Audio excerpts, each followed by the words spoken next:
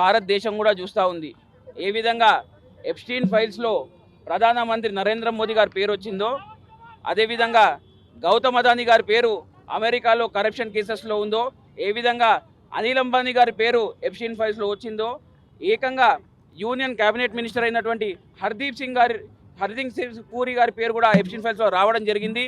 ఇంకా 35 లక్షల Epstein files ఇంకా విడుదల చేయాల్సి ఉంది. మీరు అర్థం చేసుకోవచ్చు దాంట్లో ఇంకా ఎన్ని రహస్యాలు దాగున్నాయో.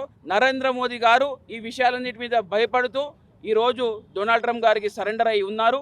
కాబట్టి మేము నినాదం తీసుకున్నాము, our prime minister is compromised.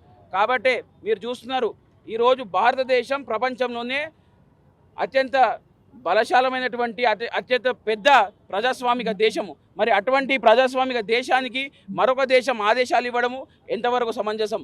ఈరోజు ప్రతి ఒక్క భారతీయుడు కూడా చాలా విలపిస్తున్నాడు. అమెరికా భారతదేశానికి ఏ విధంగా పర్మిషన్ ఇస్తుంది? కేవలం మీకు 30 రోజులు గడిపిస్తున్నాము రష్యా నుంచి ఆయిల్ కొనుక్కోవడానికి చెప్తుంది. మన సాటి దేశమైనటువంటి అమెరికా మనకెట్లా పర్మిషన్ ఇస్తుంది? మనం సొంత నిర్ణయాలు తీసుకోలేకుండా ఉన్నామా?